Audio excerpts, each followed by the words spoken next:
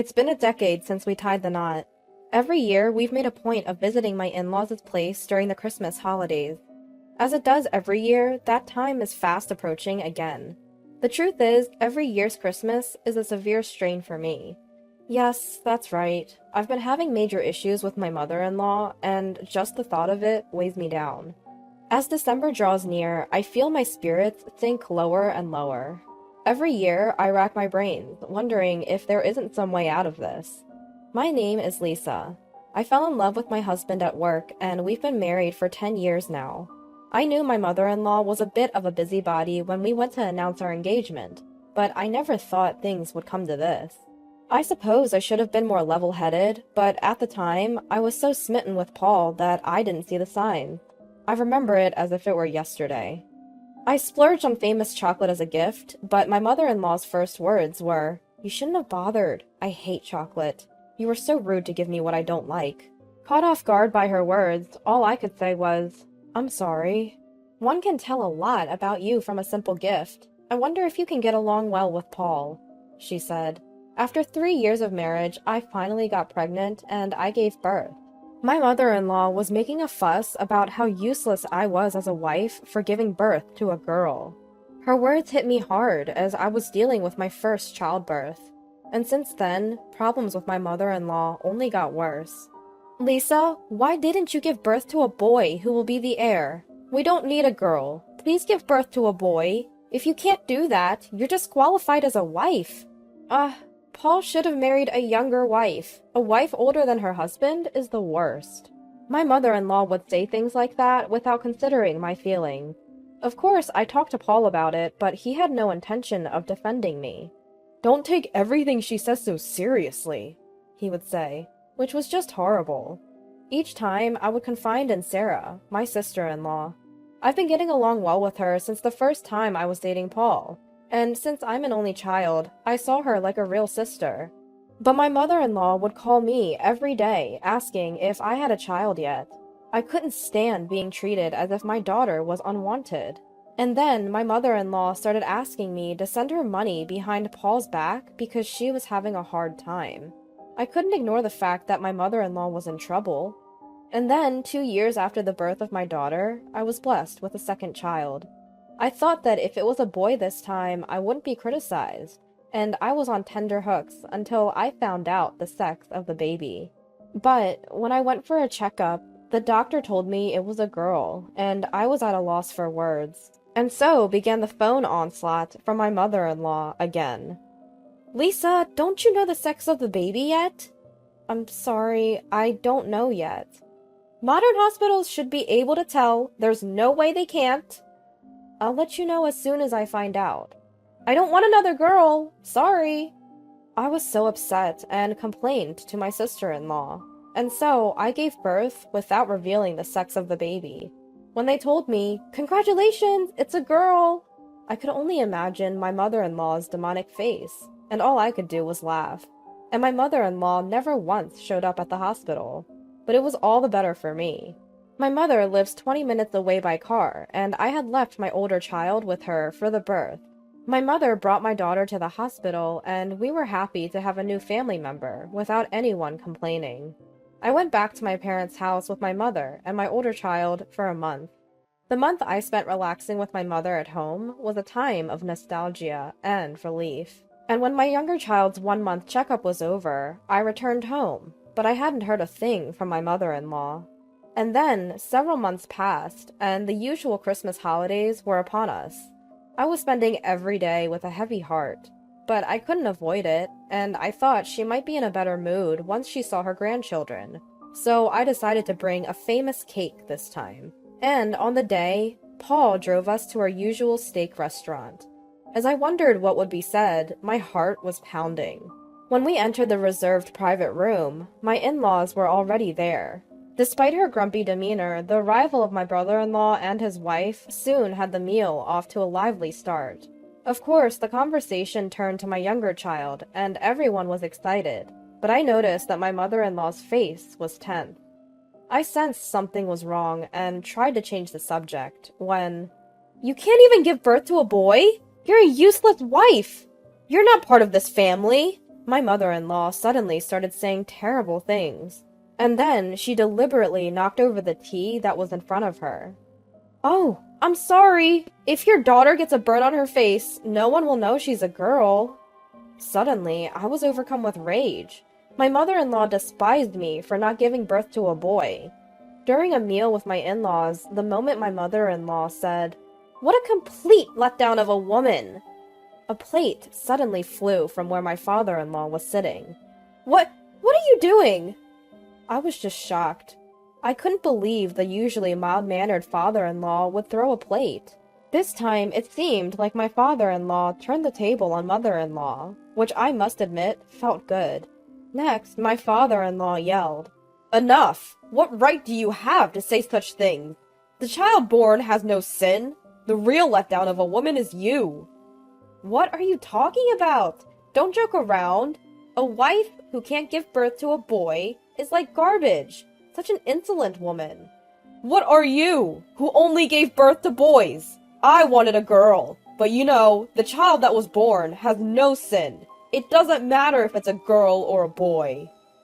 "There's no way it doesn't matter.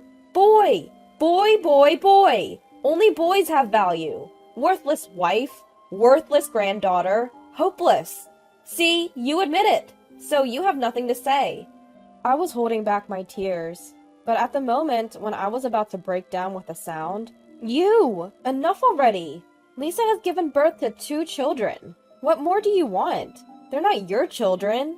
You don't help raise them, you just demand a boy out of your own selfishness. If you want a boy that much, why don't you give birth yourself? Of course that's impossible for an old woman like you." "Hey, stop it now! What you've been doing isn't just bullying.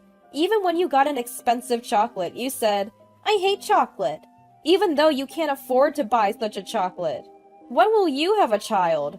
I don't need a girl. You're useless as a wife. Serve me. Send me money. Get a job and make money. You're getting carried away, you stupid-looking old woman." Then my brother-in-law clapped his hands, and after him, Paul also started clapping. Huh? What's going on? I didn't understand anything. "I'm a man, so I didn't get involved, but I'm surprised. My real mother is a professional daughter-in-law bully." "Huh? What are you talking about? I don't understand. Who's bullying daughter-in-law?" "You. There's no one else who would do that. I was almost abandoned by my beloved wife." "Huh? Men are insensitive and useless, brother. Absolutely. In comparison, women's intuition is terrifyingly accurate. You can't cheat." "Hey, what are you saying?" "It's obviously a joke, Sarah. Take over." "Roger? What? Are you guys some kind of fraudulent group? What do you think of your real mother?" "What do you mean, fraudulent group? You're talking about yourself." "What? Why me? You know a man named Mr. Brown, right?" "Huh? I don't know such a person. What are you talking about?" My mother-in-law was clearly flustered. She was trying hard to change the subject with an innocent look. Then, my sister-in-law continued the conversation. "What's this daughter-in-law bullying circle?" "Huh? I don't know. I don't know such a thing. Catch old mother-in-laws and invite them to the circle. Teach the members your invited techniques, traps, and ways to bully their daughter-in-laws. Every week you hold seminars and have a good time with the outrageous old ladies. You've been practicing the daughter-in-law bullying. You're a shitty mother-in-law. Invited by Mr. Brown, you were helping and aiding. Mr. Brown's aim was to earn money by holding seminars, but Mr. Brown was short of funds and was extorting you. You were extorting Lisa for money every month. When the money didn't come in as you expected, you vented your frustration on Mr. Brown and practiced daughter-in-law bullying. Do you think such a rotten, shitty mother-in-law will be forgiven?" "Mother-in-law? What does this mean?" That's not true. Everything Sarah is saying is a lie. I want you to stop." "Then what's this?" My sister-in-law pulled out an envelope from her bag and showed the photo, and my mother-in-law's eyes were wide with surprise. "This is a photo from your seminar, right? You're looking pretty friendly with Mr. Brown. And what's this? Walking arm in arm is strange, isn't it?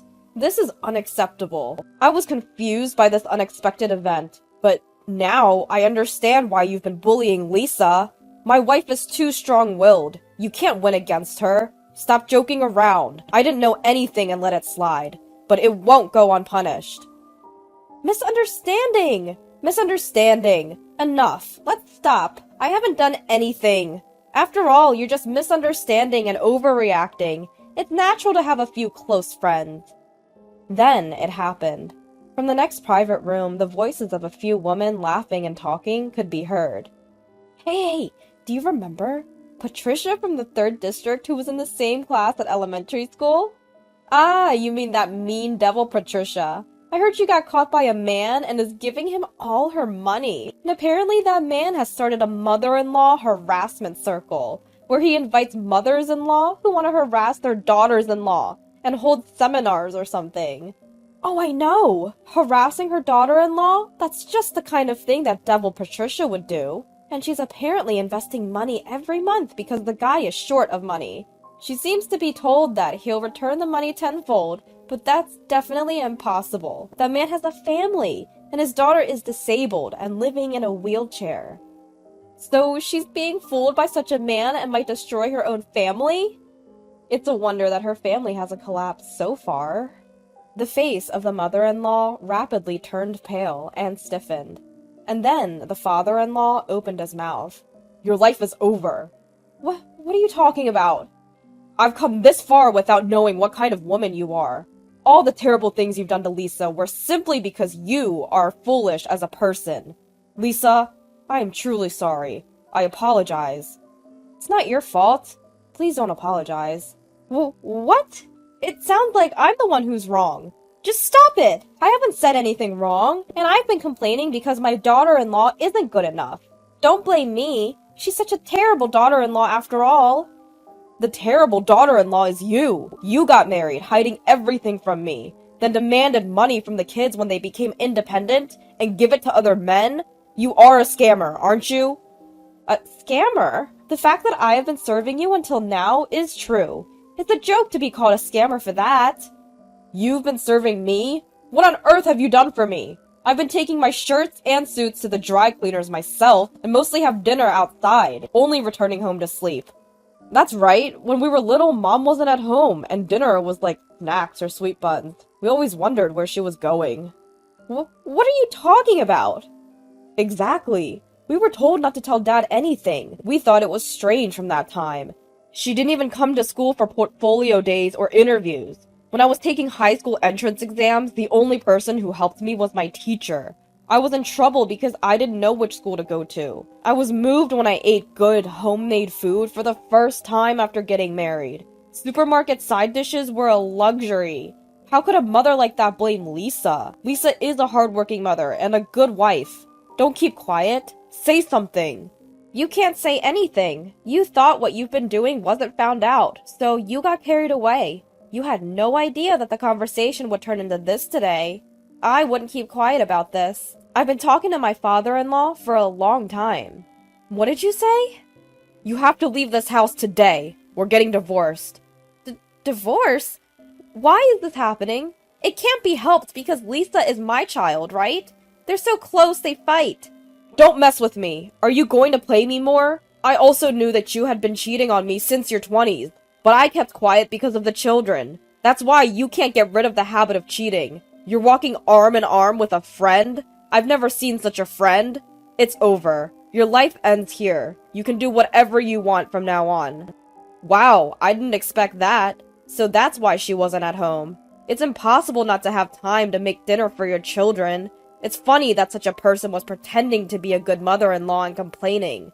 It's not a joke. I've sold our house and all that's left is to submit the divorce papers. I've been fooled for a long time. Now I can live my own life, properly. You sold the house?